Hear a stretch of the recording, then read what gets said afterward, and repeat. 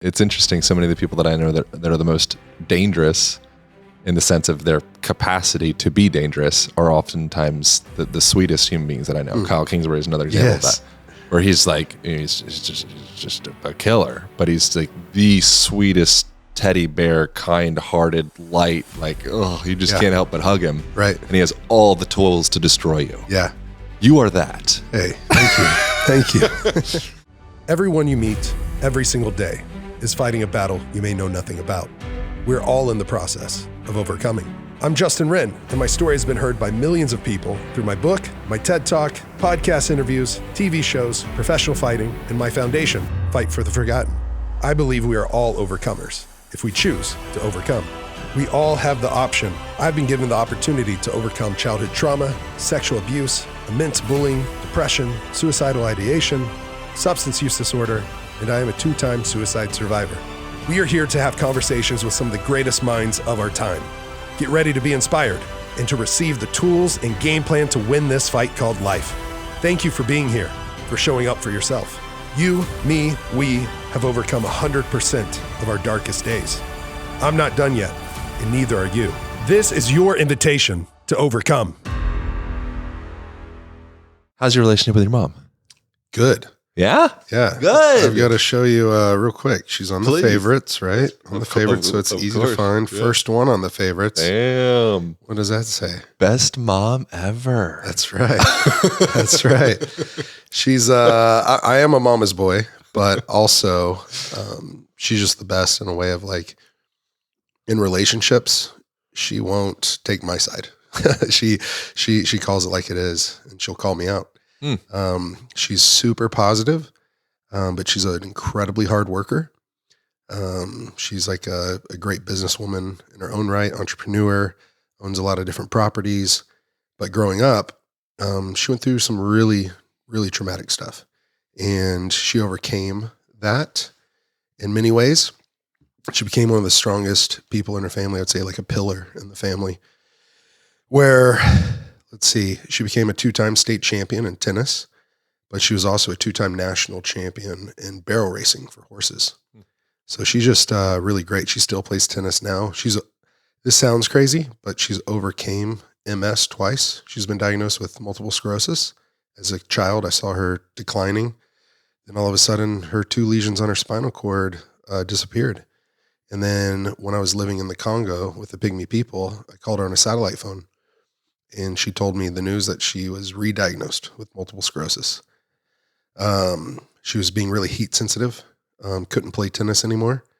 And again, her MS disappeared. Even though she was showing all the symptoms, it's on actual MRI scans. Anyway, she's back to playing tennis. She was just down here at Horseshoe Bay not too long ago, right outside of Austin where we are now. Yeah.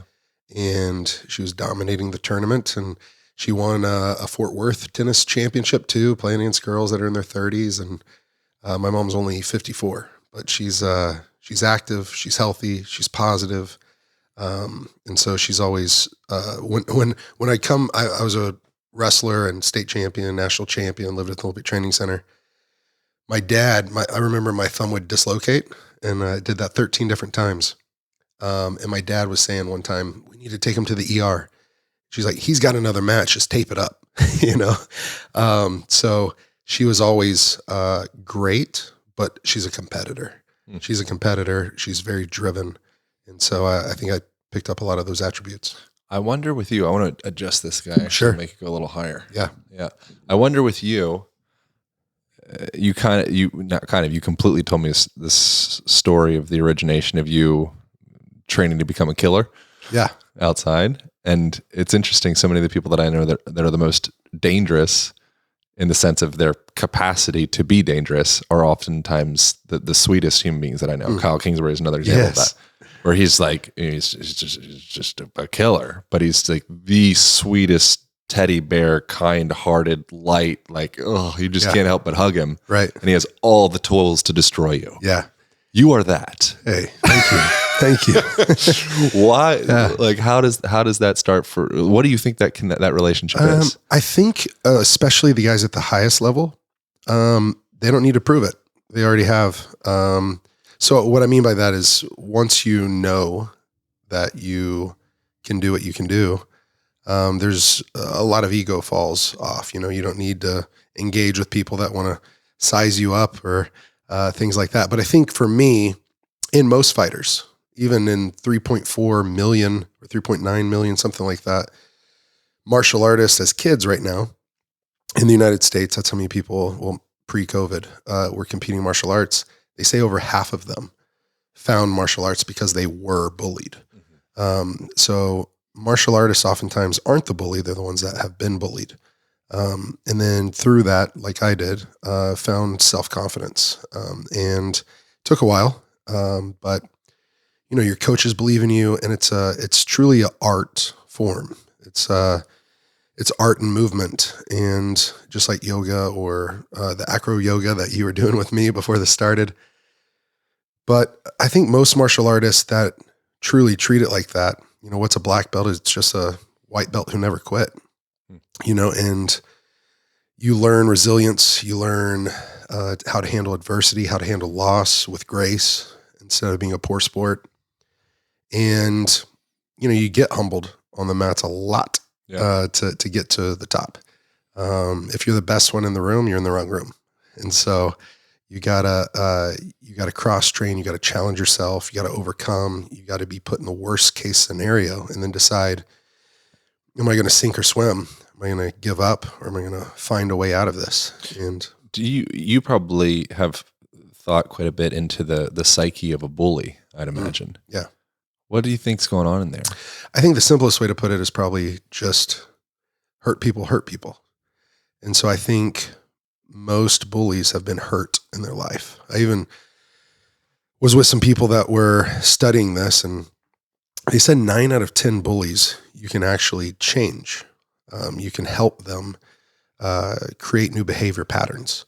But there's that 1 out of 10 that has kind of those narcissistic, almost psychotic or psychopathic, they don't have empathy. Yeah. I definitely dealt with one of those growing up, but I think most of them feel like they get something out of it. They get a rise out of that person. They feel personal power. They feel the enjoyment of making others laugh that are seeing it happen. And whenever you look at the statistics in bullying that the CDC did, 3rd at risk of suicide in a bullying situation, which from ages 10 to 24 right now in the United States, the number 2 cause of death is suicide. And the number on the bullying scale, the bully's 3rd at risk. The victim is actually 2nd at risk. So you think about who's number 1. Well, it's the person that is bullied, and then they act out by being a bully also. So they're conflicted on both sides. Wow. They're being bullied, and to cope with that, they become a bully themselves. And now they never feel peace, you know, because they know how it feels, and then they act out in that way too. And so there's just this internal conflict where they don't feel worthiness unless they take back that control and make someone else feel unworthy. I think is how you would kind of explain that. But a lot of bullies have been hurt at home and they take it out at school. You know, maybe it's a dad, maybe it's an older brother, and then they're around their peers where now they're maybe bigger than or stronger than or tougher than, or maybe they've been spoken down to in such a brutal way at home by dad or mom. And they know how bad that hurts. And that's their outlet. That's their way that they get some sort of release, is by using what's been used on them. You know, one of the things I do in fighting in a very different way is whenever something works, whenever I get hit with a certain shot or caught with a certain submission in training, I'm like, whoa, what was that? Yeah. I take notes and I'm like, I'm going to learn how to do that. And I think it's part of that survival instinct that's in us, you know? And then you learn how to craft, and learn how to be dangerous or strong or how to fight back. And in a bullying situation, like it's really sad. Like our youth don't know, who has the most power in this situation. it's actually not the faculty. It's not the principal. It's not the disciplinaries. It's actually the bystander. The bystander has the most power in a bullying situation because 9 times out of 10, or I think 87% of the time, a bystander goes from being a silent supporter, because they'll think they're an innocent bystander, right? But really they're a silent supporter. If you see it, hear it, you didn't choose it. It chose you, but now you're presented with an opportunity, or at least a choice. The choice is to do nothing, or the opportunity is to do something. And if you just stand up and say one thing, speak up and say, hey, that's not kind. Whether it's in school or in the corporate workplace or out and about, you're at a restaurant and you see a guy talking down to his waitress or talking down to the guy behind the cash register. People are people. And just because they're wearing a name badge and they're serving you, it doesn't mean you get to talk to them however you want. And so when those kind of things happen, now I feel prompted to speak up on someone's behalf. Because I know 87% of the time it stops it in 5 seconds. And then if you have to say something a second time, it goes up to like 93, 94%. I hate to harsh your mellow and like bring you back into the, Sure. You told me the story on the dock that was pretty, quite impeccably moving. I was getting all sorts of goose pimples and all the things. And the whole time I was like, I wish we could record this. Yeah. You don't need to re-say the whole story. It's up to you. Yeah. The thing that I'm interested in particularly is the sensation that you felt during that kind of like peak bullying experience. Ooh, yeah, we didn't hit on that. Yeah. I felt, and for 20 years, I was stuck in a thought loop when things didn't go my way, or I felt like I made a mistake, or when I was battling addiction. I think one of the reasons I became an addict, one, there's an addict brain. I mean, that's proven by science that you have too few dopamine receptors. And whenever you have that substance, now all of a sudden it can be like, well, where's this been my whole life? But the best way to explain, I think, through science, and this TED Talk I watch and other things, is like your brain now prioritizes it for survival. Like as a hunter-gatherer mind, this drug, this substance now says this is the most important thing for me to survive. But it all stems from a way to cope most times. Cope with childhood trauma, PTSD, some sort of wounding. And those woundings don't have to be brutal childhood abuse, sexual assault. I've dealt with both of those in my upbringing, but sometimes it's just a feeling of unworthiness that drives you those addictions. But basically that thought loop that I would go on was in this moment of bullying in front of all the cool kids at my school. I dressed up for a costume party. No one else did. When I got there, I was greeted by my peers and the girl I had a big crush on, biggest crush since elementary, middle, and high school, like all throughout my, academic career. And I was dressed up. No one else was. It was all pre-planned, premeditated. And my middle school crush crushed me when she said, I can't believe you thought you were good enough to come to my party. They took pictures. They laughed. What did you dress up like? And why did you dress up that way? Yeah. So I went, how do they say that in basketball? I went hard in the paint. There you go. Research. I did. You're like, this is my shit. I did. It was a full court press. Yeah. I decided I would try to catch her eye because I didn't know why I really got invited to the party, but I was excited I was. And I was given an invitation that said, come to her party, and it was decorated. And anyways, her dad who worked at Dr. Pepper. It's actually a big thing in Texas culture. You're going to have to get used to that. I know. I got to learn about it. I used to love Dr. Pepper. Mr. Pibb was my shit too. Oh, okay. Yeah, I got down both. That doesn't work in Texas here. No, we use Mr. Pibb for carp fishing. We put Mr. Pibb on, or Big Red on. Anyways, I got to do some noodling while I'm out here. Oh yeah, you know about noodling? You can come to Oklahoma. That's more east. Yeah, I got a place there too. So that's a crazy sport. Yeah, you call it a sport. That's good. Yeah, that's very kind. Yeah. Onnit.com/overcome to save yourself some money on Onnit products. My favorite supplement line in the world. I took my Total Human today, the daily support There's a day support and a night support. I love that. It's on its best products. Also, Alpha Brain. Alpha Brain is the best of the best in the world for nootropics. I love having it anytime I take a podcast. I don't think there's been one podcast in these 35 episodes that I have not used Alpha Brain. And I love it. I feel like it helps me get into the flow of conversation faster. I feel like I get to stay there longer. I even think that I honestly ask questions that I might not have. I'm just in tune with the conversation. And I'm so grateful for Alpha Brain because I have ADD.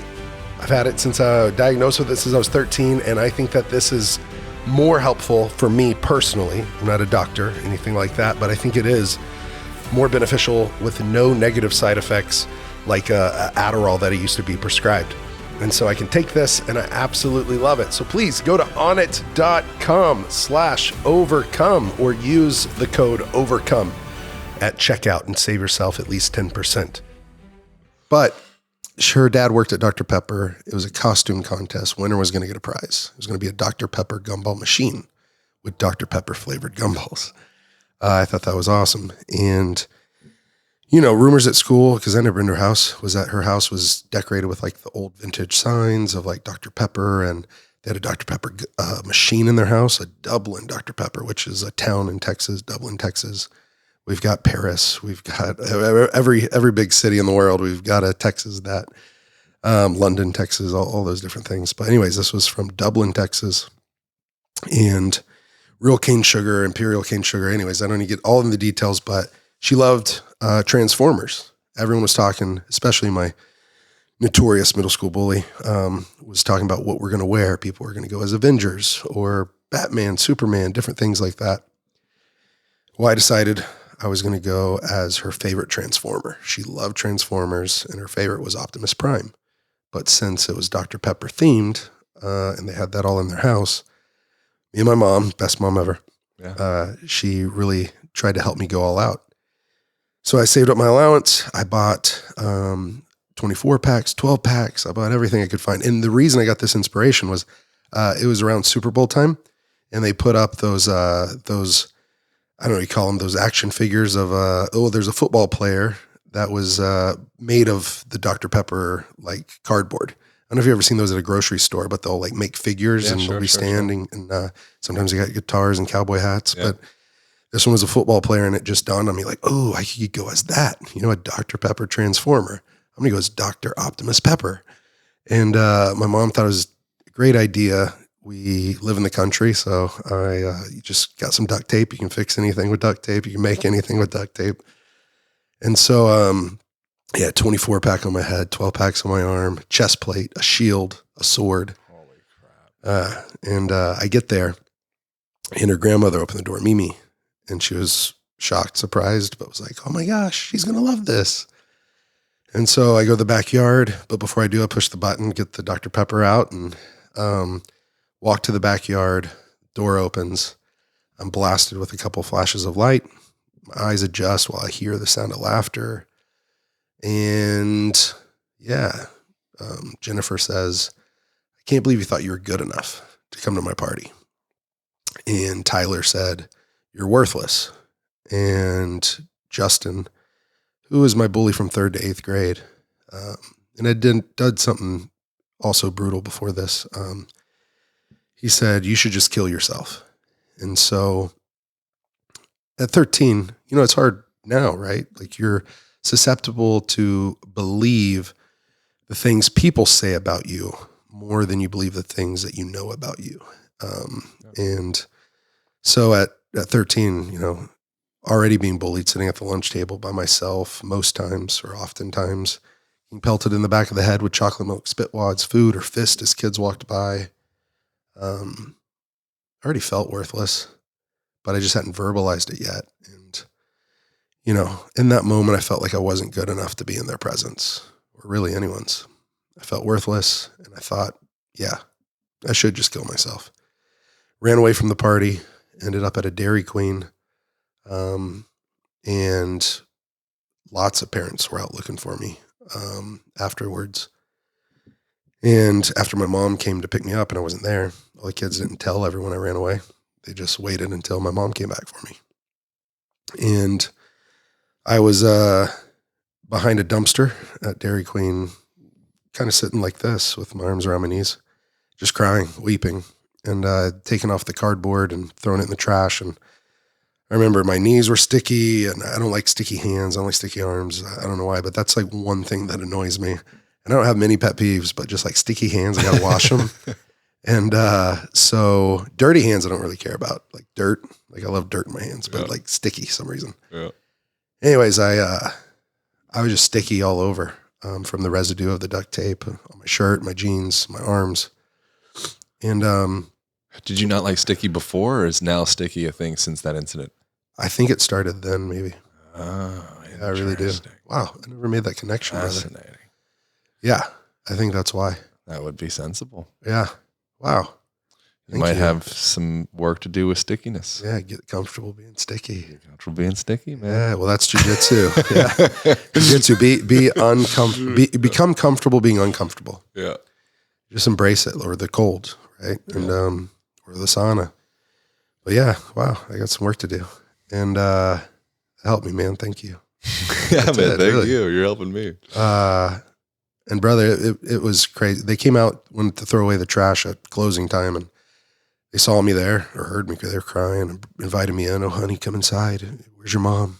And told them a little bit of what happened, but it was a shame. My parents didn't know how bad I was being bullied until then. You know, they knew it had happened. I told them one other instance, but no kid wants to be known as the bullied kid, even by their parents, even with the best mom ever. You at least me, I would keep those things back. I've become a lot more open this last 10 years, doing a lot of deep work on healing and internal stuff.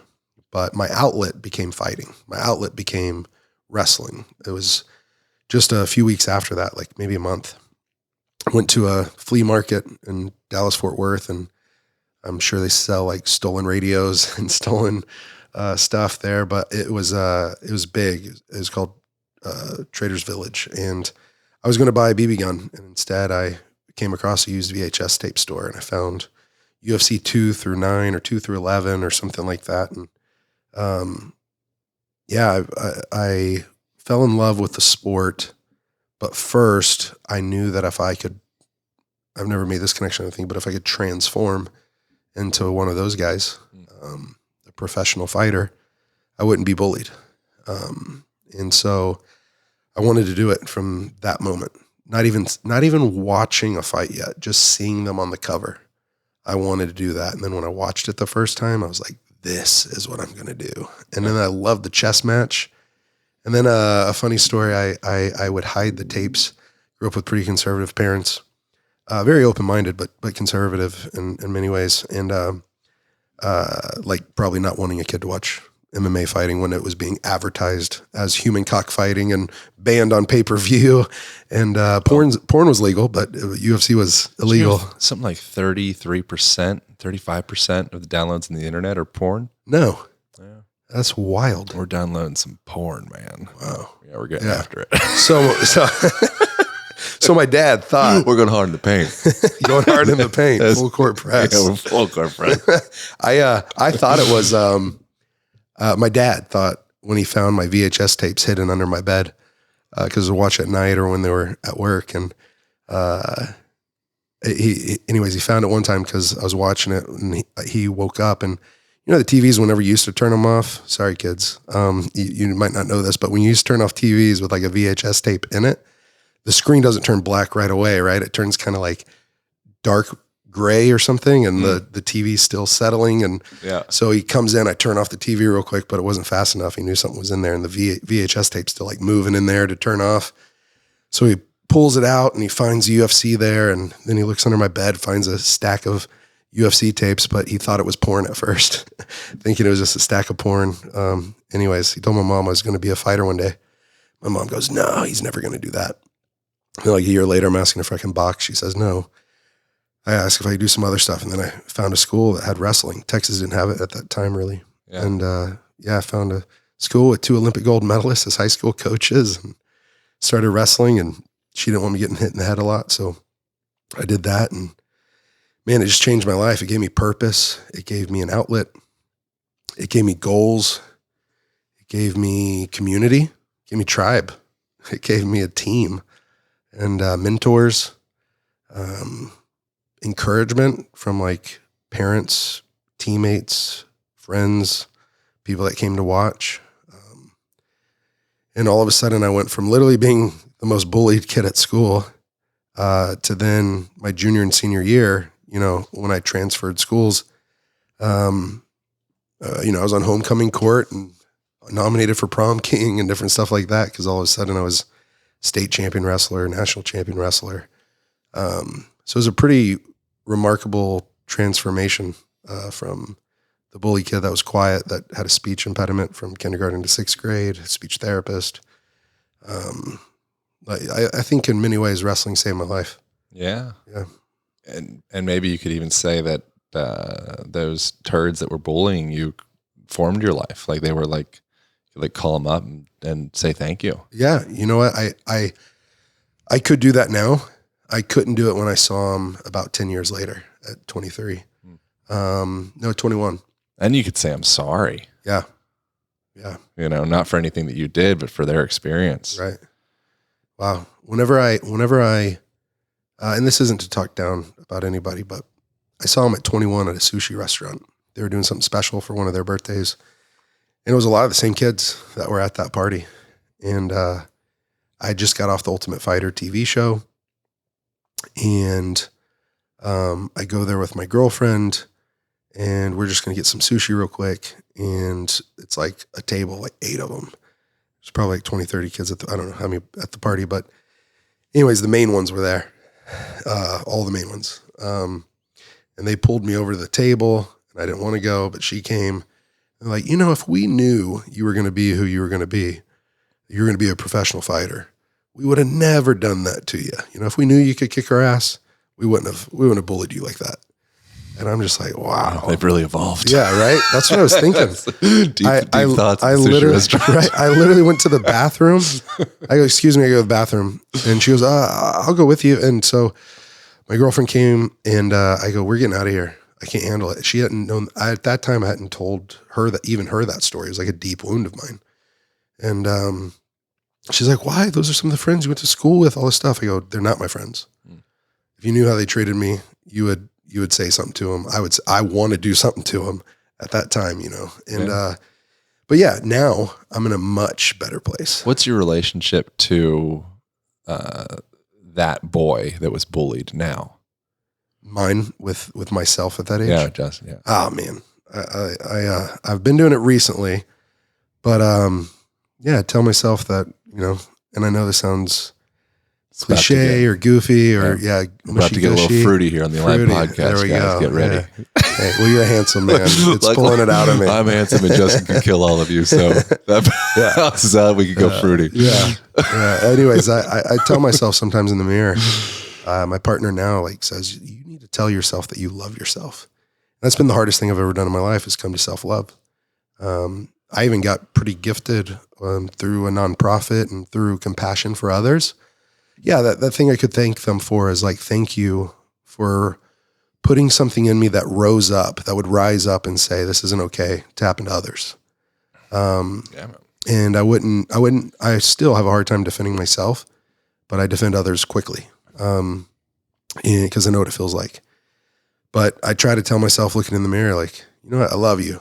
And she's like, no, say your name. And so I'm like, I love you, Justin. She say your full name. I'm like, okay, I love you, Justin Christopher Wren. And then I try to tell myself 3 things. I am ambitious, or I am compassionate, I am ambitious, and I am resilient. And so I lead with compassion. Love's at the tip of my spear. I'm ambitious. I have big dreams and goals for myself and others, but I'm also resilient. And I think with resilience, if love's at the tip of my spear, it would probably be compassion or understanding or empathy. That is my shield. I'd say empathy, understanding, and even truth. This is what they're saying out of their pain, out of their hurt. This is what they're doing. But my truth is, I'm not that guy that has to say to myself, because I took that on as self-talk. As my own self-worth is, whenever I fuck up, I would say, you're worthless. That'd be my own self-talk. You're not good enough. Maybe you should kill yourself. and I contemplated it. I mean, I know this sounds a little cheesy, but I just realized it after I did Joe Rogan's podcast less than a week ago. That afterwards I was like, you know what? I think I told Joe that. Yeah, I did. And his team. I never thought of this, but I mean, my mom basically survived or he got healed from, or just whatever, from MS twice. And I know some cancer survivors. I'm like, I'm a 2-time suicide survivor, which is pretty crazy to think about. Like I'm very thankful. I guess I wasn't successful, but this last time, like doctors say, like I 100% took a heart-stopping cocktail. I shouldn't be here. And anyways, so 2020 went from being the worst 6 months of my life to the first 6 months to being the best 6 months of my life at the end. And I think it was because I rediscovered who I was. I would say I had a spiritual rebirth, for sure. And I found tribe. You know, I found my second family in the forest with the pygmies at 23 years old. And then I got sick a lot. You know, I've been going there off and on the last 10 years. But you know, almost lost my life to some sicknesses. So now I try to be smart. I try to go less often than, you know, living in the rainforest for a full year at a time, close to 2 years now in total. And like sleeping on the dirt as my bed and around a fire as a blanket. You know, I love that. I come alive in the forest. I feel so in tune or grounded and just deep, meaningful relationships with others, but even nature. And I love it. And came back here and was battling sickness, went through a divorce, went through all this stuff. And I think it's so easy in our culture to isolate ourselves. You know, we have these big structures and houses and TVs and screens of like entertainment, but really it's a lot of it can be just numbing, sedating, suppressing. And the further up you get the hierarchy, the more you're winning the game, the more you distance yourselves from the tribe. Oh man. And that saying, right? If you get wealthier, whatever it is, don't build a bigger wall or a higher wall, build a longer table. Right? I'm with that. And dude, that's not our culture. Our culture is build a higher wall, a compound. Yeah. You know, don't extend your table. Yeah. Maybe even shorten it because you can't trust anybody. Everyone just wants something from you. Yeah. It's like, no, like I feel like wealth is like manure and if you just have it in one pile, like it's going to start to stink. But if you spread it out, and whether that's in investments or whether that's with people or things you trust or things you're passionate about, you give a little here, you give a little there. Like that's whenever good stuff starts happening, you know, trees start growing, fruit starts producing, is whenever you share it, whenever you give. Like it is truly more blessed to give than to receive. Even in fighting, you want to give it more than you receive it. But in life, fightfortheforgotten.org. You can go check out Fight for the Forgotten, the foundation that I started. It is my passion project. It is something that I love so much because of the people we get to help. We get to help the pygmy tribe who adopted me in help themselves. We say opportunity is greater than charity. Charity can be great, but opportunity is just always better. That's why we've drilled something like 80 water wells already, providing over 30,000 people clean water. We've started sustainable farms, bought back over 3,000 acres of land for the people who originally owned it, put it in their name. We built 32 homes, and now we're about to start a health center, a school, and a marketplace. They're going to have a maternity ward, a pediatrics unit, and a dental suite. You can join the Fight for the Forgotten Fight Club at fightfortheforgotten.org. We would love, love, love to invite you on this journey to join this fight arm in arm with us. Our fight club, it's a monthly giving club. You can give $5 or more a month, and that empowers us to empower people. Thank you for being on this journey with us. I invite you to come along for the ride. It's been absolutely epic, putting love and compassion in action and fighting for people. Fightfortheforgotten.org. Join our fight club. I wonder, are you open to talking? Obviously you are. You wanted to mention the suicide stuff. Are you open to talking about those things? Absolutely. So we were talking about suicide and generally the relationship that Western culture has with death. There's like an obligatory sadness that we've been indoctrinated with. Not to say that death is or is not sad, but that's, you know, you wear black and you hunch over and you mourn and you carry the thing, and it's just, this is sad. Like that's the story. And you could maybe go to another culture where maybe it's like, oh, they graduated. Yeah. They passed this Bardo. This wasn't, it's like they got jumped from third grade to freshman year. It's like, cool. Like he's super smart. He didn't need to be here. Right. So we could run that story as well and be like, okay, perfect. There's a lot of different operating systems that we could run on a relationship with life and death. Yeah. And so someone brought up that to be willing to end one's life, which I'm like kind of treading on thin ice with this, and I'm tempted to, not in relation to you, just in general, right, just to like re-speak it. But they said, and I found it interesting, that to be willing to end one's life is actually quite courageous, because most people would be too scared. Yeah. And it was an interesting thing to be at that point and actually have the follow through and be willing to make that step. That's something that I don't know anything about. It's like, it's uncharted territory for a lot of people. Right. It is, but sadly it's becoming more and more common. There was an article in CNN. And I'm not saying that it is courageous. She had an interesting idea. I got something on that. Yeah. And I was just it was like a head scratcher for me of like, okay, I'm going to stew on this. Yeah, I'll get to that. But in Japan, I don't know if it was December or November, but CNN said that more Japanese took their lives in 1 month than all of COVID in 2020. Yeah, man. And so in some ways, I think it is courageous.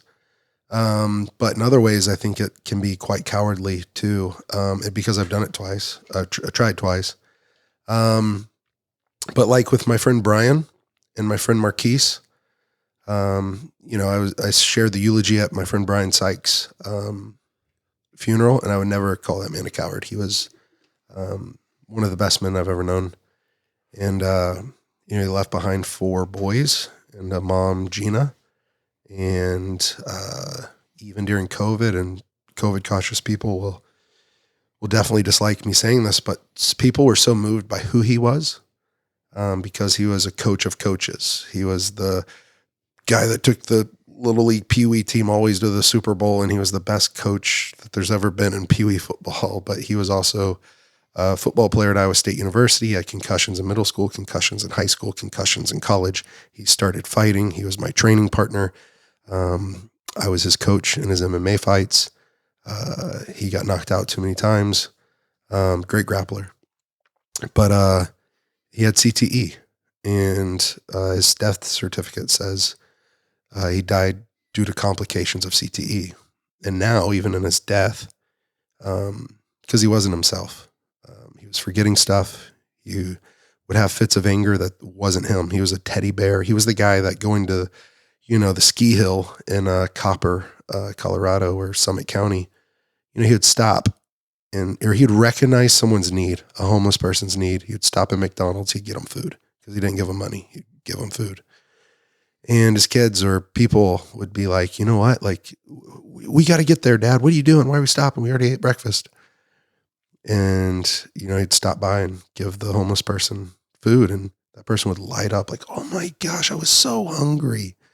He was so sensitive. He could recognize someone's need. And doctors, scientists, tech guys, because he was one of the most brilliant guys in the world. He was my first sponsor, because if he saw something that wasn't right or that he could make better, he would do it. He did it with his own shampoo. He did it with his own soap. He did it with his own, it was called Cardio Force. It's still online. And we're trying to see if we could start that back up and do it well. It was before when all the grapplers would use Inno Explode. I don't know if you remember that. Sure, where of course. It would just pump your muscles up. Grapplers can't use that, because if you start trying to choke someone, your forearms fill up and your grip disappears and you can't grapple for more than a few minutes. And so we developed a better product. He was very in line with kind of the On It style or just the wellness movement that's happening now, but he was ahead of his time. And anyways, we're trying to see if I can help bring that back and it be a support for the family, and even give to CTE, like a CTE charity or something. But his brain right now, even in his death, he's helping people, because his brain, he decided to donate to this place in Boston that's the best CTE research center in the world. And so in many ways, he was courageous in an act of that. But I guess I would say it for myself. And we went to Brendan Schaub's comedy show last night with Aubrey Marcus and my friend Brigham. And I told you guys right before I came that I found out that my friend took his life. I got to go to his funeral tomorrow. I got to leave for his funeral and be there for his family. His parents were like my second parents for the last like 8 or 9 years. They've been my rock. They're the rock of my foundation, my nonprofit. They run it for me. I'm the founder and president, but they're the operations manager and the executive director. And suicide's really hard for people to understand. For me, I'm never going to make that decision. I've decided now. I'm here to stay. And because when I woke up on April 6, 2020, it was like I had this sense of knowing in my spirit that you're not done yet. But for Marquise, he was waiting for a fourth kidney transplant. He was suffering. And so I guess for me, how I try to explain it is when I saw the Twin Towers get hit in 9th grade, I remember someone jumped out of the building and they were above where the plane made impact, right? And so the jet fuel's in there, the fire's in there, the smoke is smoldering up to them and they're suffocating. They probably maybe ran by the elevator, knew they couldn't use that. Maybe they looked for the staircase and they opened it up and it's all smoke and fire. And then they find a window. And it's not a good option, but it, at that moment, probably seemed like the better option. And I'm just glad that I made it through it to realize that the best option for me is to be here and to not leave a legacy of hurt of the people that loved me, cared about me, to not choose that destiny because you don't know what beautiful things can happen. I think of my friend Nick Santonastasso. He was supposed to be aborted because they thought he was going to be born with his organs outside his body. Now he's one of the main speakers for Tony Robbins. And yeah, I know him. You know Nick? Oh, wait. No, I'm thinking a different Nick. Okay. I'm thinking Nick. I forget his last name. Vojvic, or he's Australian. He's in no arms. Yes. Or no legs. Yeah. How do you say his last name? It starts with a V. We've been going back and forth on podcast dive. I went to Tony Robbins well, he was actually speaking. Yeah. But anyways, we hung out at Tony Robbins. We can go back and forth on a podcast. And then it's got a J. It's got a long, at the interesting name. Yeah. I think it's like Czech or something, but he's married. He has his kids. Yeah. He's got no arms, no legs. Yeah. He's balling. And, he's got like a big fat Rolex. It's like, hey. So Nick Santonastasso, though, he's workout buddies with Dwayne "The Rock" Johnson. He's living the life. Got a beautiful girlfriend. Him and I have traveled together. We love each other. And but when I think about that, like all the challenges he had to overcome, bullying, thoughts of killing himself, but not knowing how he could do it because he just got one arm and one finger, no legs and missing an arm. And he turned that around to be one of the most inspirational guys in the world. Like first he made it famous on Vine because he would dress up like a zombie and go into grocery stores. And then he would like just chase someone with I've never shared that story, but he would just freak people out because all of a sudden here's a guy with no legs and missing an arm and he's got like fangs and blood all over him, like chasing these people. But he like learned how to use comedy as a way to deal with grief and loss or just who he was. And then after that, he became super inspirational. And it's like, we can turn our darkest times into someone else's brightest moments, or we can, with every lesson comes, I think, a blessing. And so what are we going to learn from me when I attempted suicide in Playa del Carmen in Mexico, April 5th? That was my darkest night of the soul, April 4th and 5th. I actually did it in the daytime around noon or 2 p.m. I took five Oxy 80s, which are the strongest milligrams there are. Most time they give people 5 milligrams or 10 milligrams. 5 80s is equivalent to 85s, I think. So almost 3 prescription bottles of the 5 milligrams. Wow. And then I took 5 Xanax 2 milligrams, which I think are the strongest on the market. Those like bars or barbiturates. and drank like half or 3/4 of a bottle of tequila, and I snorted the biggest, almost like a Sharpie sized line of cocaine. Wow. Yeah. And, but I crushed up this crystal that I thought was Molly or MDMA. And it was like the last thing I could physically do before all my motor skills were slowing. If I would have tried to talk, there would have been nothing that you could have heard. And everything was getting dark. Everything was getting cold. Everything was getting quiet. And something in me, God, source, creator, my intuition, that said, crush up that crystal and snort it. And so I did. And it was the worst chemical. After having cocaine, which numbs your nose, I all of a sudden have the worst chemical burn feeling I've ever felt in my life in my nostrils. And I did on both sides, just took the whole crystal. And I was okay with death. I flew down to Mexico to die. It was two pilots, 4 flight attendants, and me. COVID had shut all the flights down, and this might have been one of the last flights out. And some reason they took the flight, and I thought it was very like symbolic. I didn't want to take a lot of people on the journey with me, and I didn't want my family to find me. And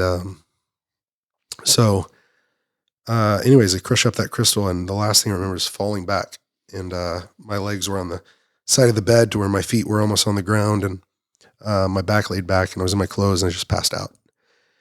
It was like this hum. I can't really explain it, but this like just buzz that was in my ears, and I knew I was dying. I knew I was dead or gonna die. And then I woke up the next morning at 6 a.m. So this is like noon or 2 p.m. And I wake up the next morning to this gasp, like, and I instantly thought like, fuck, I'm alive. Shit, I'm still here. Because it wasn't like a half-ass attempt. This was like for real. And I get up and my heart's beating like crazy. Feels like it's going to beat out of my chest. I have a headache. But something in me just said, get in the water. I was on the beach. And so, I mean, you could throw a rock and hit the ocean water and toss a rock. It was so close. And put my feet right in the sand and took off my shirt and just walked right into the water. And I was sitting there, and sun hadn't risen yet. And I'm letting the water come over me. I feel so much shame. Such an incredible amount of shame. And it's like every wave that came over me was shame, more shame, more shame, more shame.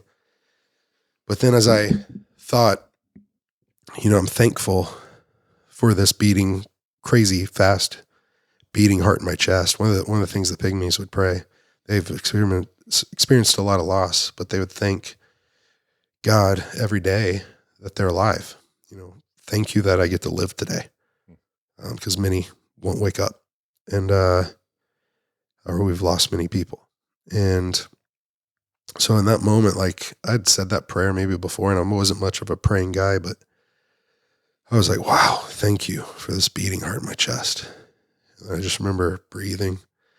And I said, thank you for the breath that's in my lungs. And in that moment, it felt like it switched from like this shamefulness washing over me to like, it was like gratefulness that just whoosh came right over me, and like shamefulness kind of left. You know how like waves come over you and then they kind of go back out and come back over you? It was almost like more gratefulness was coming over me, and a little bit more shame was leaving. I just had my eyes closed, and I felt this whisper in my spirit or soul that said, open your eyes. And so I did. And right when I did, bro, right on the horizon, the sun appeared. Like it just popped up over the horizon, and the sun started to rise. And that's when I felt, you're not done yet. This isn't your destiny. This isn't your legacy. And I watched Creator, or whatever you want to believe, like paint the most epic, beautiful, incredible, majestic sunrise I've ever seen in my life. It was a work of art. It was a masterpiece. And I remember crying. Literally just sitting there crying in the water, watching this, every color. I'm partially colorblind, but I saw more colors than I've ever seen in my life. And I was like, wow, this happens every day, twice a day. Like I've never stopped to appreciate it like this. I mean, I've taken pictures and stuff and thought, oh, that's dope. But like to really think like, wow, I am so grateful for that. I remember thinking everything I could think of to be grateful for. I'm thankful for the warmth that comes from that. I'm thankful for these cool healing waters. I'm thankful for those clouds, none of them are the same. And I'm thankful for these colors, and I'm thankful for that bird flying by. And I'm thankful for, having the privileged life that I've had, because I live in the West. I live in America. And if you live in America, you're pretty damn rich most of the time. Even our people in Austin that are living in the homeless, community under the bridges, like they have clean water to drink. Yeah. They probably got a coat and stuff like that. The pygmy people that I lived with, I never met one that owned a blanket. The fire is their blanket for real. And they only eat what they get for the day, whether it's hunting, gathering, or being enslaved. And I've been to funerals of kids under the age of 5 of them. I helped dig their graves. And it's just like, I don't know how I saw that, experienced that, saw 73 water wells be drilled, over 60,000 people get clean water, 1,651 people transition out of actual slavery and into freedom, 3,000 acres of land given back. And then I was just thinking, I'm like, how was I so selfish, or how was I so confused, or how was I so dark that I literally stopped counting my blessings, that I literally somehow became ungrateful, that I literally somehow thought the best solution or answer was to take my own life, whenever the poorest people in the world that I know, and anthropologists call the most oppressed people, like they have some of the happiest times. Like wealth is only one bank account. There's all these other accounts too, friendships, like health, movement, nutrition, food. Like we can be rich in so many different ways. It doesn't just have to be finances. And oftentimes they have more wealth than we do here because they have each other, and they have deep relationships with each other, with nature, with God, with everyone around them. They support each other. They don't turn their backs on them. They don't neglect them. They don't reject them. They truly are like with each other. Yeah. Yeah. So you were a person that essentially, I would say that place that you were at, it's like you were touching a void in a sense. And that's it. There's even like a French term, I think, that's something along the lines of touching the void, which is a sensation that many people get, I get at least. If you are, say on a side of a bridge, the sensation of like, oh, what would it be like to jump? Or you drive it along a road and be like, what would it be just to huck this thing off of here? Wow. You ever get that kind of sensation? Yeah. Not with any kind of like, oh, I'm going to do this, but it's like, what would that be like? I think it's a very natural human thing. Right. But I kind of have the main question is coming. 2 questions. I wonder what your thoughts are on Western culture's relationship to life, because there's a lot of people living that it's like, it doesn't really seem like much of a life. And it's just like, well, they're laying there, they're breathing, we got all the things hooked up. Like there's still technically consciousness is in the body, we're winning. It's okay. And maybe that's right.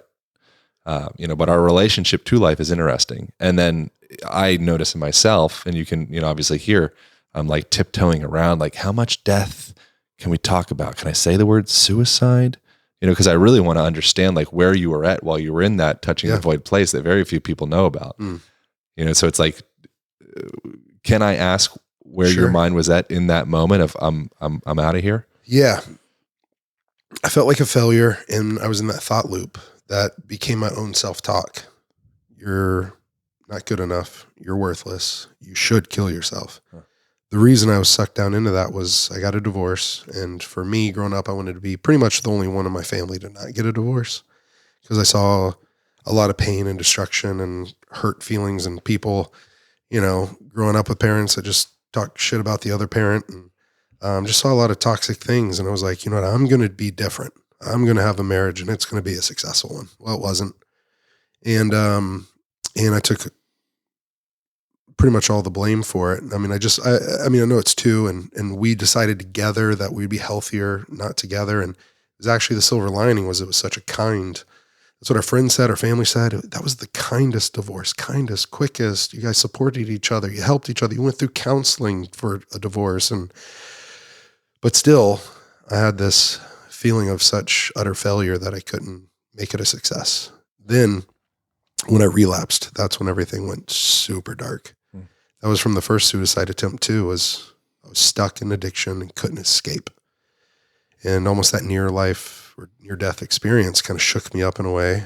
And the right people were in my life at the right time that got me help. And at 33, so that was at 23, the first attempt. And the second attempt, addiction. Was there not a sensation? Because I've heard there's a sensation of relief, almost like the day of the person would be happy, potentially. I don't know anything about the day of suicide you're happy, or the day after? The day of, and this is, I'm way out of my, because you've accepted, you're like, I'm free. That wasn't my case, my scenario. I felt that the day I was, had the shame, but then it became gratitude. The day after. Yeah. The day before was the darkest mental place I'd ever been. There was no sensation of relief. I'm about to let go, or feeling empowered. During it, I knew I was in control. During it, I knew it was a conscious decision. During it, I knew this is my choice. This is the way I'm going out. But I think, like in a fight, I felt like I was I've never been submitted in a fight, but I have in the training room, and you tap and they let go. My addiction was like I was tapping and I was tapping and I was tapping and I was trying to get it to stop, but it just wouldn't. Even though I'm the one that has to consume the drug, right? But the addict mind, like, you lose the power of control once that substance hits your body. Yeah. An actual allergy goes off. An allergy is an abnormal reaction to a common substance, right? Some people can't have peanuts. I can't have drugs.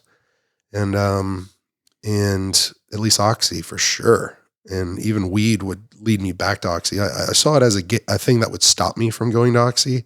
But now going through rehab, I'm like, oh shit, every time I ever had weed, I went back to Oxy. Yeah. Maybe it prolonged the process, delayed it for a bit, but it always ended up right back at it. Do you think it was you that was choosing to end your life? Or do you think there could be some consciousness of pharmaceutical Oxy or some other? I mean, it's a weird question. I definitely 100% get more suicidal whenever I'm on Oxy.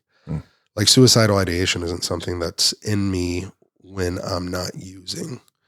So I've never really made that correlation, but I do know that addiction was going to kill me one way or the other. And so I think the empowerment part would be that I wasn't going to die at an old age in maybe a trailer park or something like that, because I wasted all my money and I can only spend it on drugs. And I'm dying of an old age with a old liver that's all banged up and bruised and ready to quit. Like, I know I'm not going to escape this thing. I mean, it felt like I was in a stranglehold I couldn't stop. Like, I'm going to die from this one way or the other. Is it going to be later or now? Now or later? So I think I just decided now. And so I think there was some power control in that moment that I've never really talked about or dug up, but I just didn't want to die from it in a way where I'd hurt more people than helped. Meaning, in my first suicide attempt at 23, I missed my best friend's wedding. I was a missing person for 8 weeks, basically. And I was supposed to be helping people train for world championship fights. I was supposed to be training for my own. It was a big fight, and I got kicked off my fight team, and then I got a call it was a voicemail, and I was basically not functioning for 8 weeks. I was in some drug house in Colorado, and woke up with a guy giving me a bottle of water, and I just remember crushing it, he was saying, "Justin, you got to drink, you got to drink." And I look at this guy, and I have no clue who he is. I'm like, "Who are you?" He goes, "Who am I? You've been eating my food, using my drugs, sleeping on my couch for 2 weeks. What do you mean, who am I?" Wow. And that was a wake-up call. And then I got the voicemail when I hitchhiked with a truck driver back to Denver. And that's a pretty low point. And on my voicemail, when my phone got charged, my best friend at the time, who's a great, great guy, he said, "I can't believe you missed my wedding. I can't believe my best man didn't show up. And, like in those moments, like I know that I'm a good friend. I am. Like, that's who I am. I'm a good friend to people. But whenever addiction or even depression like seeps in, like I'm not who I'm supposed to be, or I'm not who I can be, or I'm not optimal, and I'm not normal.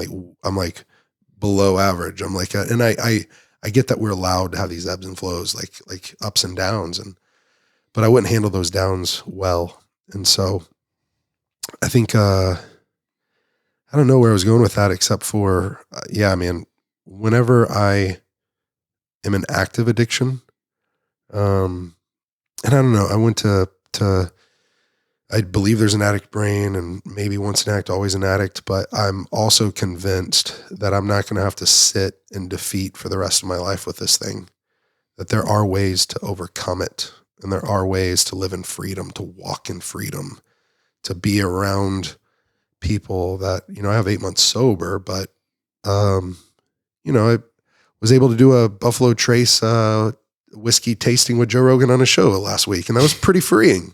I had the sample bottle sent to me. I sat down with him, and drinking wasn't really necessarily my drug of choice, but to be able to be there and about to share all about my addiction and rehab for 90 days. But before we start, I'm giving them a sample, pick your barrel, we're going to auction it off. You're going to get some bottles, and we're going to auction this off, and it's going to raise money for us. We've already raised over $50,000. And, I'm not going to allow opportunities. I'm not going to neglect opportunities like those, turn them down whenever it can be used for good.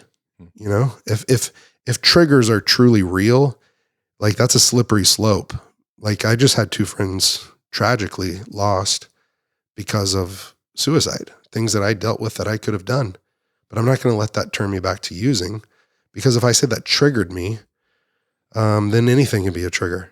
Like I could go to the gas station because they sell beer. That's a trigger. Or I'm at a party and they're serving wine. I'm at someone's wedding. I have to deny myself. I see a lot of people in some of these 12-step programs, which I think are fantastic, but also I see as some of them being disempowering, where they can't go to family Christmas or Thanksgiving because someone's going to be drinking there. And so they put their problem on somebody else. And it's like, man, if that's true, you got to move up to Greenland and go to an ice cap. And then if an Eskimo drives by and, he's got a bottle of whiskey, then it's his fault that he triggered you because an Eskimo had some whiskey or something. Like, you just can always find someone else to blame. Yeah. Or some situation. If you were with yourself the following day when you were looking at the sunrise, if that self could step back the day before and be with self that was crushing all the things up, what would you do? What would that self do? Might be a weird question. No, it's not weird. The instant thing that came up, I thought wouldn't make sense, but I'll just shoot from the hip. Yeah. Full court press. There's a lot more options than that on that question. Yeah. No, I think I would say I honestly don't think I'd change a thing. I'd still do it, and hope and pray that I still came out on the other side, because now I have so much more of a deeper appreciation of life. There has not been one day since April 5th of 2020 that I didn't take the prayer that I see the pygmies say and lived with and saw them do it often. And I might have mumbled it, but now I mean it. Like, it's in my core. It's deep within my being. It is stitched into my veins. It is weaved into me. It is etched in stone or in flesh. It's a tattoo. Honestly, that's this tattoo that you saw earlier. That's the water. That's me having that spiritual rebirth in the water. Oh shit. And when I was in Sedona with Aubrey, we did breath work, and Anahata is the name. Is that right? Anahata, yeah. We drew these oracle card things, and I've never seen those before. Oracle cards, tarot cards, I've never seen them. And I joined Fit for Service and didn't really know the super amazing tribe that I was stepping into. And, I draw a card, and they said, set an intention and write a word down. Well, I wrote down love. Write down something you want to feel or intention. And I said loved with a D on it. I want to feel loved. Yeah, I've written that one. Yeah. And I draw this card, and it just so happened to be the only one in the deck that was called the Goddess of Water. And water's been the gift that I've tried to give to people that need it the most. And it was super touching me. For some reason I kind of got emotional when I got that card. And I'm like, what the hell am I doing? Why am I getting emotional at a card? Like it just says Goddess of Water. And being a pansy. Yeah, I know, right? Like getting a little fruity. A little fruity. And I sit there and we lay back and we do this breath work. And I've done some yoga breathing and Wim Hof breathing, but not for 3 hours. Yeah. I mean, they start with a 30-minute kind of intro and a 30-minute kind of whatever integration. So I guess there's only 2 hours of breathing. But 2 hours of breathing is a lot of breathing, even though we do it all the time. But it was intentional. It was incredible. It was the sun, beautiful on Bear Mountain there, on the back of Aubrey's land. And Aubrey came down and he put his hand on my chest and he said, "What is this armor over your heart? Can you let it drop? Can you let yourself be fully seen and known?" I was like, wow. I feel like I'm pretty open and transparent, at least now lately. But in that moment I was like, wow. And just kind of visualizing my heart and seeing armor drop into the dirt when he said that, I was like, oof, okay, I'll go with that. We start breathing for like 30 minutes more or something like that. Music's going and it's guided. And all of a sudden I start having a vision. And at the Olympic Training Center, we'd go through visualization drills and we'd see the match in our mind 100 times before we go out and do it. Oftentimes it's best case scenario. Sometimes it's worst case scenario. But this wasn't anything I tried to conjure up. I didn't, and I had experimented with psychedelics before. This was not like that. This was so vivid, so real, so apparent. It was like a movie in my mind. And I saw the ocean forming. I saw these storm clouds and the ocean was there. And I saw a heart, an anatomically correct human heart of flesh in the top of the water. It's these dark storm clouds and dark water, and the heart starts to sink. And it starts to sink in the ocean, and I instantly just know, like, that's where I was on April 5th. Like, that sinking heart, that darkened, desperate, dying, drowning heart. And it's sinking to the ocean floor. And right before it hits, it's kind of crazy. One of the facilitators come by, and they spritz this water on me. Right when they spritz that water in the vision, like the heart's almost about to hit the ocean floor. And all of a sudden at the top of the ocean, where the water is, it's top of the water, it's like this golden, gorgeous swirl of like this water that's like diving. It's like on a mission. And it's coming right down towards my heart. And right before it hits the ocean floor, this thing swoops it up, swirls around it, and starts to swim back up to the surface of the water. It breaks the water. It's about 2 or 3 feet above the water, and this golden, gorgeous, healing water is circling and swirling around my heart. And all of a sudden it switches and it turns into this flame. And I know it's this healing water, and then it's this flame of love. And then it turns into this white orb, just this gorgeous, white, bright light. And then it switches again, and it turns into this almost like goldsmithing or jewelry making gold, of like liquid gold over this heart. And it starts to solidify. And I raise my hands, and I don't know why I did that, but I raised my hands up on my back, and one of the facilitators comes and they grab my wrist and they pull my wrist above my head, kind of like you were doing when you were working on me. And when they bring that back, it feels like something was placed, like an actual medicine ball was placed in my hands. Like this ball of energy or this ball of weight that was placed in my hands. I thought they did, but my eyes are closed, and I pull my hands back up because of the weight. I pull my hands back up above my head. Well, I'm there, and I try to push with my right hand to the left, and my left hand goes out to the left. Like something's actually there. And I push with my left hand to the right, and my right hand goes out to the right. I'm like, what is this? one of the other facilitators, maybe the same person, sees me looking weird and pushing my hands around, and they come and they grab the tops of my hands and they put my hands over each other. And it was like these facilitators like knew what was happening because it was so in line with my vision that this heart is starting to solidify into gold. And they take my heart and they take my hands and they start putting it down right on top of my heart. And when that happened, man, it felt like warm honey, this like warmth, this love, this stickiness was in my chest and my heart. And it wasn't a bad sticky. Yeah. It was healing. It was soothing. And I just knew in that moment I started to cry, like tears just kind of fell down the side of my face, and still on my back, still trying to breathe.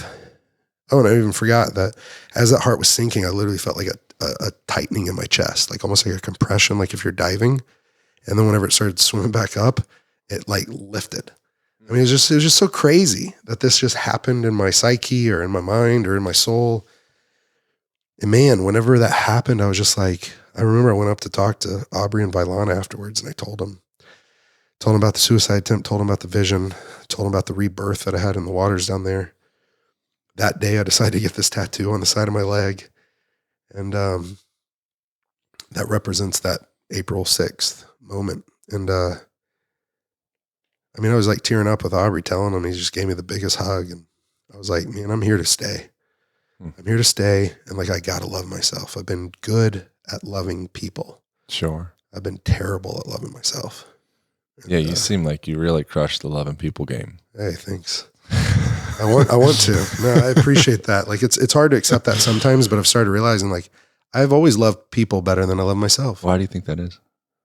I mean, it's easy to point back to that moment as a kid being bullied, but it started. Why would it be so easy to love people? Oh, no. I thought you meant to not love myself. Why would it be easy to love people though? But so you're very effective with loving people. Yeah. I don't think I was until after I broke free of the addiction. I think I was good at cutting up and joking and making people laugh sometimes. Yeah. Because that was my way to cope with, or try to make friends. So I went from being laughed at to then 9th and 10th grade. I went to a school. They transferred me after 8th grade, after that bullying moment, to a new school. And I tried to become the class clown. Well, that backfired. I actually got bullied some more there too. But I stood up to the bullies, and they were bullying a kid with special needs, and ended up hitting the guy and breaking his sternum. And I think that's really the first time I ever really hit somebody. But I think it was all that rage, all that built up, pent up anger. And I guess I was destined to be a pro fighter. Yeah. I remember I wanted to hit him in the face, but I didn't want the teachers to see stuff like that. They're bullying a kid right by the urinal. He was like literally crouched down. They're slapping him in the back, backhanding him in the forehead, saying, "You're so stupid. You're so stupid." And I just raged. I threw a big punch, thought I was going to hit him in the face, but aimed at the chest, and an ambulance came for him and police came for me. And so I think once I found fighting and wrestling, I started encouraging people. I think I'm a natural encourager. I'm definitely on that 5 love language thing. Like, first thing is words of affirmation. Second thing is physical touch. The Fit for Service tribe has nicknamed me the hug shaman, kind of like a Kyle Kingsbury type. Like, you're very come get a big hug. I get that from you. Yeah. And so, but you exude an immense amount of love and authenticity and kindness, and like that's what I get from you. Thanks, bro. I heard this quote that actually kind of led me to the Congo, but it started at a children's hospital. I was kicked off my fight team because of my addiction, and they wanted me to go get help. Kind of neglected that, but I got my act together for a little bit, and I started working at a children's hospital, and that changed my perspective. Wheeling around kids, in a wheelchair because they have cancer. They're 5 years old, 10 years old. And then 9 months later, like, my fight team's coming back in, and they're taking a tour of the children's hospital, visiting the kids with their UFC belts, champions, and they're like, "Wow, Justin, we want you back on the team. Like, you've gotten your stuff back together." I knew I wasn't ready, but then I went to the Congo. Then I ended up staying. Then I kept going back, and it took me a while to come back to fighting. But anyways, this quote was on kindness, was no act of kindness, no matter how small, ever goes wasted. And I just thought, yeah, something resonated in me. Even if people are unkind to me, I want to be kind back. And I think the inverse is true with anti-kindness. Not that it's wasted, but I don't think it just stops. You know, it's like that slow, steady aggregation of every one of your actions. They all get filed away. You know, the body keeps the score. The zeitgeist keeps the score. Wow. Everything matters. Yeah. And maybe nothing at all. That's crazy to think about. Yeah. Everything matters, but time doesn't exist. Nothing matters. Oh, I love it. But I think at the end of the day, I used to think the scariest thing for me to go to bed at night when I'm older would be, or on my deathbed, would be knowing that I woulda, coulda, or shoulda done more, like good, that I would have helped more people, that I mean, I think someone said once, like, there's going to be these ghosts at the end of your life that can haunt you by, you know, the ideas that only you could have brought to life, or the people that you could have only helped, and things like that. And it really resonated with me, where I was like, oof, yeah. And so I think that I don't want people to hurt like I hurt, that I want them to know that they have a lot of worth, that every one of us is valuable. We're needed. And so if there is someone that's listening to this that might think, like I also think in some senses with Brian and Marquise, that, you know, in some ways it was brave, but at the same time, I by no means was trying to glorify or no. I know that. Yeah. I know that. I understand. But I do want to say that, like, you never know what's right around the corner. Like the good things that could happen. Like literally went from the worst 6 months of my life to the best, most fulfilling, most rewarding, most love-filled, passionate, purposeful 6 months of my life right after that. In fact, it's almost likely, at least if it's like anything like the stock market or the housing market or markets in general, the happiness market. Yeah, happiness market. I like that. If you're in a dump, like there's a good chance it's a great time to invest. Right. You know, like, oh, wow. Things are about as low as they've ever been in history. Perfect. Quadruple down. Yeah. Wow. That's powerful. I chose to go to a rehab that wasn't a fun one. Or a nice one or a posh one. It was, you know, I could have gone to Passages in Malibu or Betty Ford in LA or Scottsdale, the Meadows, which those can be great places. Maybe they work for some people, but I knew I was in the biggest fight for my life, biggest fight of my life, and that I needed real training, real coaching, and I needed no bullshit.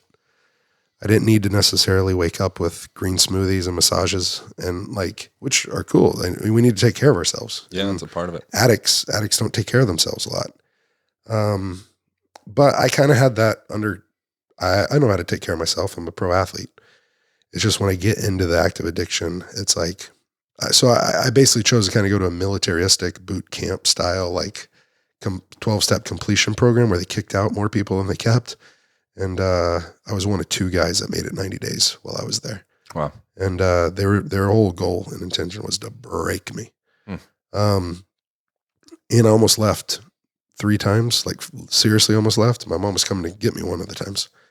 And I decided to have her turn around and let me stay. And that was when I tore my calf you worked on. Tore my calf playing wiffle ball at rehab. and it ripped up the back of my leg. The nurse didn't want to help me. They weren't going to give me any pain meds. I needed to go to the ER. They finally took me to the ER. They wouldn't let me get an MRI. They wouldn't let me talk to a doctor. They said, you got to choose, but what's more important to you, your leg or your life? And I go, well, why does it have to be one or the other? Like, can't I go get treatment on my leg, which is my livelihood since I'm a professional athlete, and then come back? Like, well, let me go for an hour to get an MRI and come back. And it took them 9 days to let me do that, 13 days to talk to a surgeon. And then they're like, well, you know, and anyways, I tried to rehab with nobody's help inside rehab for 90 days or about 80 days because I tore it about 10 days in. I'm going to bed with Tylenol and ibuprofen. I got to alternate Tylenol and ibuprofen at 3 inches torn off the tendon. That's all I got. That's it. If I wanted ice, I had to go up to the second floor and make my own bag of ice on crutches. Damn. I had to carry my bag myself. I had to make my plate myself and carry it to the table. I was having to learn how to swing a crutch with one arm in my armpit, like pinching it with my armpit and swinging it out and carrying a cup and plate. Anyways, I don't mean to get sympathy, but they were so fucking hard on me, man. And in many ways I resented them, but in other ways I realized, like, you know, if I can learn to get through this, there's a Swahili proverb, and the Swahili proverb says, if there is no enemy within, the opponent on the outside can do us no harm. I remember the third time I was about to leave because I was like, this is medically needing to be looked at, and like, it's my finances, it's my job, it's my, you know, and they're just like, hey, basically, if you want to be a pussy, which one of them guys did call me that, they would say, you fake as fuck motherfucker, you mask wearing clown, you Dr. Jekyll, Mr. Hyde. There's so many of the guys. Yeah, bro, it was wild. But I decided to stay because I knew that right on the other side of it was going to be something good. I was actually going to be free. And if there is no enemy within, the opponent on the outside can do us no harm. Why do you think it is that some people's, and we have to wrap up because you got places to be. I mean, I don't need to wrap up. I'm just chilling. No, we're good. This is my night. I'm gonna, you know, I appreciate you so much. Yeah, I appreciate you, man. Yeah. I really mean that. What do you think it is with, like, I've heard some people, you don't get presented with any type of, if you're a person that's going through a lot of trials and tribulations, it's because God, universe, consciousness, whatever your belief system is, felt as though you were able to carry that weight, you know, and it's like, I wonder why some people seem to, and this is another like big question that I, you know, don't expect any kind of, you know, do go where anywhere you'd like.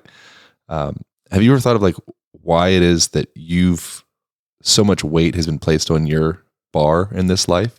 It seems like you've had a lot of incidences that are like very challenging, and we didn't get into, you know, any of them throughout there. A fraction of the stories that I've heard. And you've also had a really illustrious, beautiful, amazing, like gifted, blessed life. Yeah. Like, why do you think your life is so robust? That's a funny way to put it. That's a great way to put it. I don't know, man. But I'm thankful for it. I'm grateful for it. I'm grateful for the challenges because in my experience, nothing truly worthwhile, or maybe not truly, because there's been a lot of things that just happened that are great. But the ones I worked for or worked through to get to, those ended up being the most meaningful, the most worthwhile. The things that had the challenges, like as a fighter, like, it's awesome to have the highlight reel knockout where you come out, you don't get touched, and you knock them out. The fans love that. So like, that dude's a badass. That guy didn't even touch him. But I think the most meaningful fight for any real fighter is the one where he had to face adversity and overcome. Yeah. The one where he was looking like he was about to lose, and something rose up in him to come back and win. And so maybe I could apply that to my life, where I tried to give up twice and I'm still here. And there's going to be a lot of victories that happen because I'm still here. Victories in my own life, but my goal is to make it a victory in other people's lives. Do you think there's a chance you've subconsciously chosen obstacles? Potentially. And maybe even probably. I don't think I chose addiction, even though you have to choose to pick up the substance that first time. But once that hit, I just don't act normal compared to other people. Like whenever, like it's that one's too many, but 1,000's not enough. And I think I've put myself in challenging positions on purpose, whether it's climbing Mount Kilimanjaro, but doing it for a cause, doing it for a purpose. Yeah. I normally had to the challenge. Like if someone says I can't do something, like I was told I couldn't wrestle. I was told I couldn't be a fighter. I was told, you know, you can't write a book. You graduated 236 out of 237 in your high school. You're dumb. You're stupid. You know, and it's like, I'll do it. And but I guess that's not really answering your question. No, it's a weird question. It's just, I wonder, you know. I I think you have to be very careful about what you focus on and manifest. And I think that the times I've gone dark or negative or depressed, I think I totally have manifested more shit, like more bad things coming because some people, hard shit happens on repeat. Yeah. And some people it's like, and I just wonder if is that just like destiny? Are they lucky? Is it a lucky charm thing? Are they blessed? Do they have angels on their shoulders? It's like, well, it's like, I don't expect you to have an answer. It's just a general. Well, some people do self-sabotage. And I remember, in addiction, and I know we got to wrap up in a minute, but in addiction, it almost seemed like relapse happened. This last time, it was whenever something bad happened, right? Like the divorce. But it's seemingly before that, it was almost after good things. So it was almost like self-sabotage, or I would just let my guard down and think, like in the cycle of addiction, you start off with the first use, the allergy is set off to where then you go on your spree. And then after your spree, you're either broke as a joke, or you're about to lose everything, or you're out of the drugs, or you're cashed out. Like, and then you emerge remorseful. You feel terrible. If you were hooked up to a lie detector, and you would honestly make this firm resolution and you would pass. It goes from emerging remorseful to this firm resolution. I promise I'm never going to do this again. I promise to you, my wife. I promise to you, God. I promise to myself. I promise to my family. I'll never use again. They'll completely pass it. They will, because they don't. If they really mean it, they will pass it. But all of a sudden, they get restless, irritable, and discontented. I had to figure out what discontented mean, and the analogy I kind of came up with, or we talked about at rehab, was like, discontent's you're thirsty. Discontented is there's not enough water in the fucking world to quench the thirst that I have. And so whenever you get in this mental obsession of, I can use this just once and I can stop. It can be one and done. I'm going to prove it to myself. I'm going to prove it to them that I can drink like a normal person. I can smoke pot like a normal person. I can take pills like a normal person. Or I need it now because I have an injury and a surgery and the doctor says I can have it. It's like you trick yourself, and then you get back in that cycle again, over and over and over. And it seemed like my big relapses, besides this last one, was oftentimes after like something good happened. Like I won a fight. Or fighters and wrestlers, we have this terminology of like having a reset. I just need to reset. I worked hard. It was a long camp. I just need to reset, 1 day, 2 days, and then right back on the horse, get back in the gym. But for me, I can never do it just 1 or 2 days, because once that substance entered my body, it was like off to the races. Yeah. And so I think I would let my guard down. I would want to reset. I would trick myself. The addict's mind will trick itself into killing itself slowly or quickly. And so I think that was my biggest problem, is letting my guard down, tricking myself into, I'll prove it to myself. Because with certain substances I could, or I'd just switch, right? You juggle. You're like, oh, I can't drink anymore. I'll switch to pot. I can't go to pot. I'll switch to Xanax or Oxy. And you just bounce from one thing to another. And then you think, oh, I nicked that one, so I can go to this one. Yeah. And it's like, oof, it's a dangerous game to play. Really appreciate you sharing all this, man. Yeah. Thank you. Thank you for your authenticity and taking me into places that I haven't been to the mountains that you've been to the top of. So I appreciate getting to share the vantage point with you. Wow. That's an incredible way to put it. Thank you. That honors me, and I'm humbled and appreciate it. It's a privilege. We didn't get to talk about any, we need to do it again. If you're open to it, round two, we'll be talking about ding, ding, ding. All of the pygmy business and all of the fighting and all of the, you've done goddamn Rogan's podcast more than probably anybody who's, I guess, other than like Shaw and Joey Diaz and people like Eddie that. Bravo or someone like that. Yeah. Yeah. So there's like a whole other side that I'd really like to dig into. Cool. But there's just so much depth in that side that we went into. So I appreciate you being so open with sharing all that. Absolutely, man. Thank you so much. I've heard from a lot of people that I love, that they love you. And so I'm grateful for you. I'm grateful for your tribe that's here listening. Hope that they keep coming back, that if they like this episode, they share it or share any of the others and subscribe, all that different stuff, because you're a good dude. Never had anyone do acro yoga with me like that. Pick me up so easily. I'm normally picking up everyone else easily, and you just had me up in the air. That's a weird sensation, being a huge guy getting picked up, isn't it? Yeah, I'm used to doing it to everybody else. Absolutely. That's my forte. Yeah. I've never had someone pick me up as easily and as long as you did. I was in the air for at least 10 minutes. For people listening out there, if you see a huge person, they'd really like to be picked up, even if they might not. They might not say it. It's a gratifying sensation to be a large person. Send them our way. They'll have a more pleasurable experience with you than me.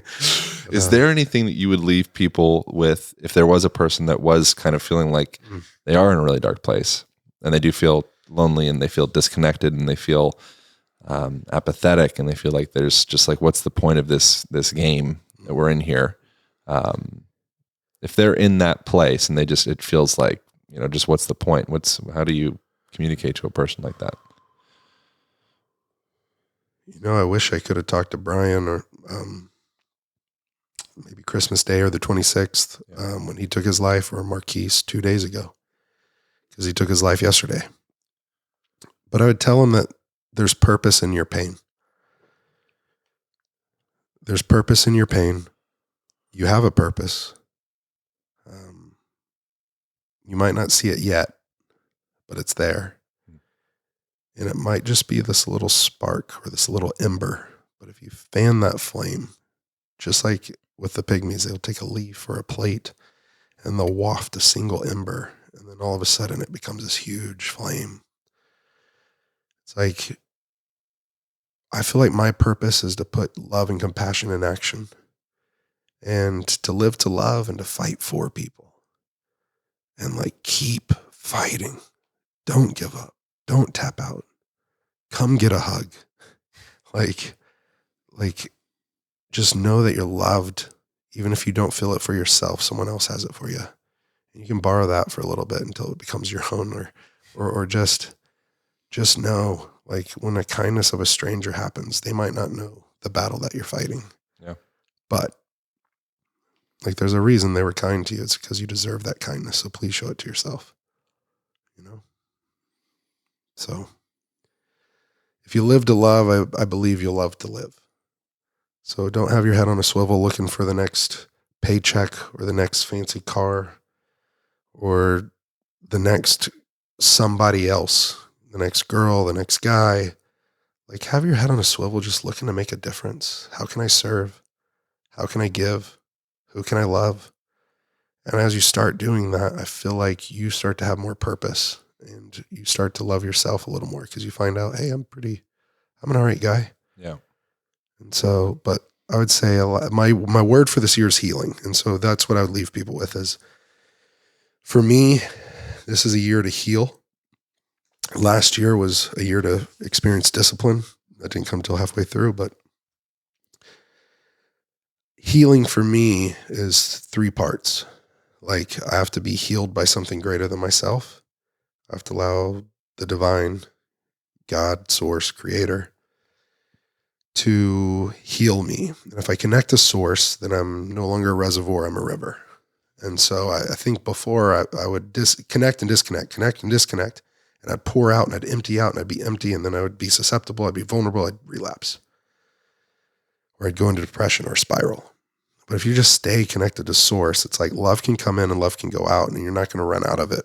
It's a never-ending thing. It's abundant. Like, this pie just keeps getting bigger and bigger. You, my friend, or you, the person listening, you're a mighty rushing river. Just stay connected to source and allow that to heal you, and then love yourself. So you got to take self-care is not selfish. So heal yourself. That's a priority. You got to take time for healing, like we did before we even started this podcast. Yeah. Took time for ourselves to center, to ground. And then I would say the third thing, so let the divine heal you. You take responsibility in healing yourself, and then heal others. That's the third one, heal others. Help people heal. Because as those people heal, that allows you to heal. When you see people heal, you heal. And then I think healed people heal people. It's not your job to heal people, but you can assist, you can facilitate, you can encourage, you can empower someone in their healing journey. So healed people heal people. And you even just becoming more healed yourself just through attunement of being around each other, you naturally become a healer just by being in the room. Yeah. If you do your work, you come into a room and we're continually forming each other. So I make a facial expression. You feel that inside. I make a postural pattern. I emote a certain way. I'm emoting into you. Yeah.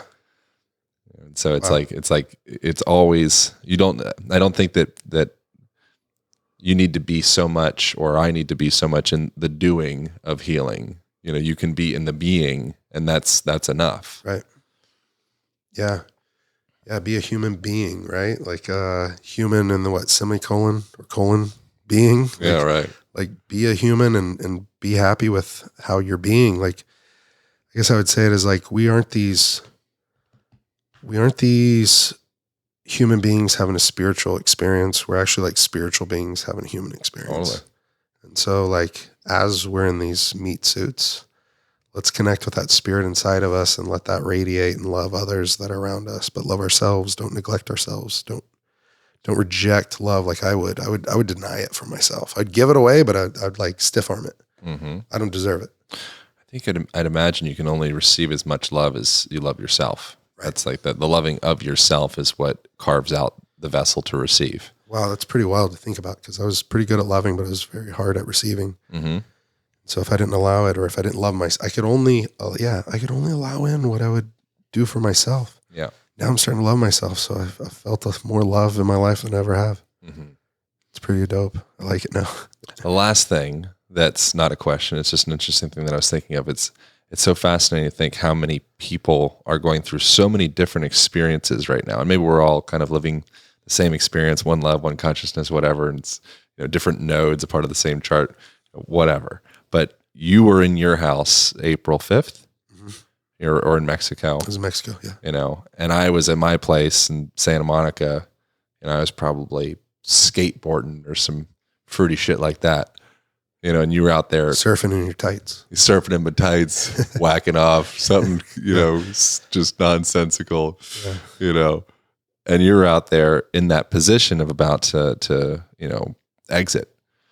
And it's just such an interesting thing. Like how, there's like the be kind because everyone's fighting a great war inside or something like that. Paraphrasing. Yeah. Have you heard that quote before? Do you know how to say it right? I think it's something like that. Be kind because everyone's fighting a battle you don't know, or something like battle that. Inside, and so it's like walking down the street. That day, you walked down the street and you looked like a normal guy. And you've been on Rogan's podcast 8 times and professional superstar, stud, UFC ultimate, like fucking legend, badass, accomplished all the things you'd need at age 32 or 33, whatever you were at that point, 32 at that point. 32. Birthday's coming up. Yeah.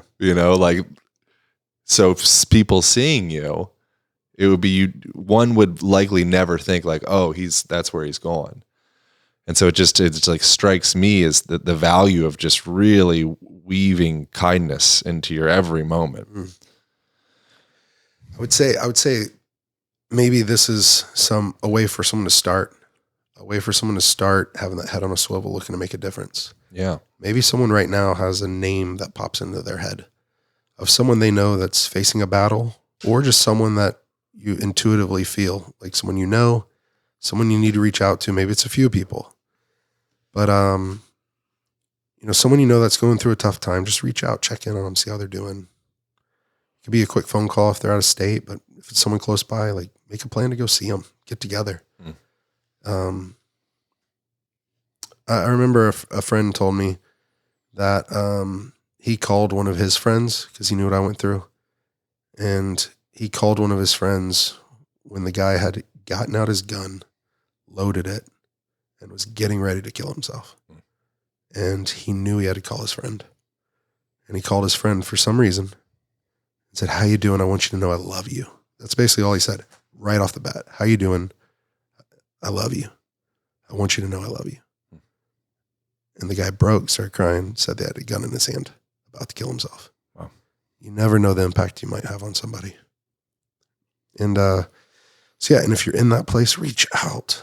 There's suicide hotlines if you don't think you have anyone to call, but you do. share with somebody. I remember I told my mom that I was thinking about hurting myself, and the look that it gave her, or that I did attempt suicide. I got a text from her today. Maybe we can end with that, but she had texted me because I let her know about my friend that took his life. And she goes, "That is so heartbreaking about Marquise. I cannot imagine what Jim and Susan are going through. I've not called them yet because I figured yesterday was crazy for them. And I'm at a meeting. Finish at 3. I'll call them this afternoon. I don't even know what to say other than that I love them and I'm so sorry." And then she turns it to me. "Are you sure you are okay? I love you and I miss you. I don't understand suicide because I've never felt that way. I pray that you are good and that you will never be in a place to take your own life. I love you. I want you to know I love you so much. I miss you."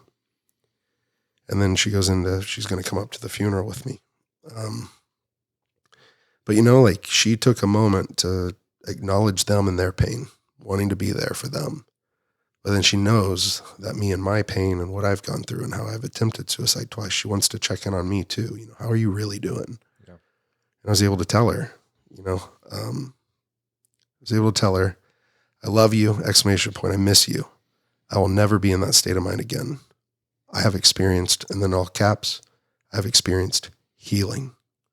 I love you. I said, I would just call them to say that you love them. Be sweet, be strong, be sensitive, be kind, be love. That's who my mom is, and that's who they need right now. I love you.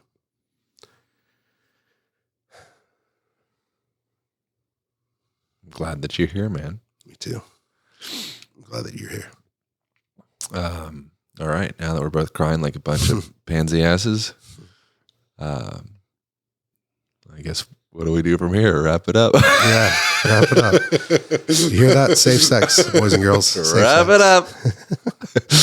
I do love you, man. Eggplant, water splash sign. That's right. Peach emoji. I love you too, man. I'm looking forward to the future of it, whatever that looks like. Yeah, I'm excited to hang out with you more. For sure, man. Where should people go? How can they support the Fight for the Forgotten? How do they support people that need water? How do they support you? Our hub is fightfortheforgotten.org. And then we have an Instagram, Fight for the Forgotten.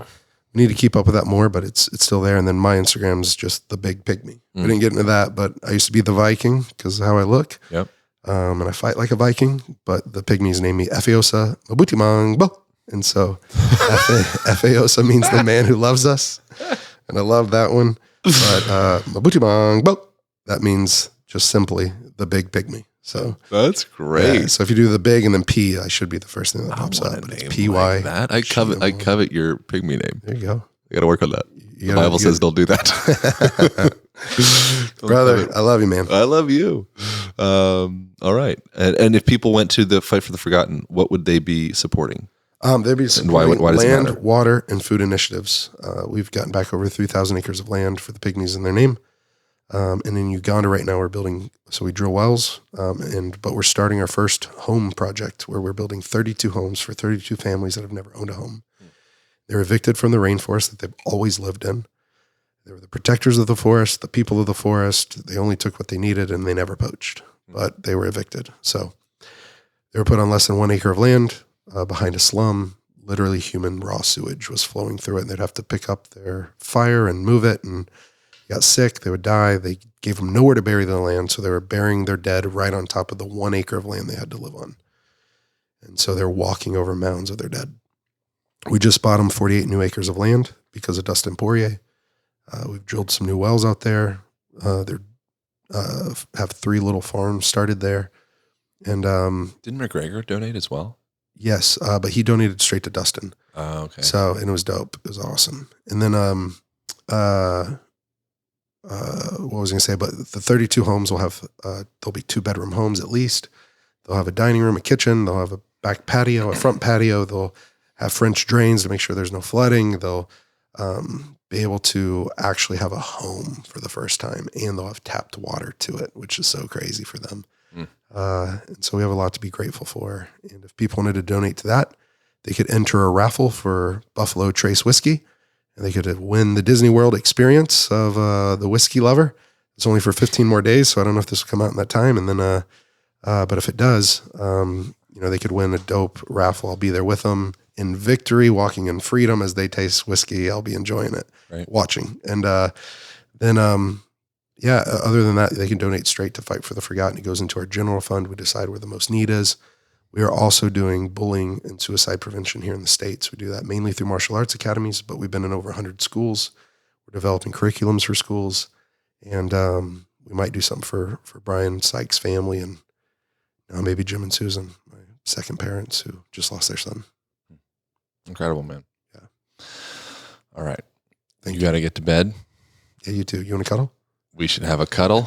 Touch is my first primary love language. Go, cuddle puddle. We'll do a little cuddle puddle. And thank you all so much for tuning in. Yeah. Over now. Hey, don't forget to send your Overcome stories to overcomepodcast@gmail.com. And also rate, review, subscribe, and follow Overcome with Justin Wren.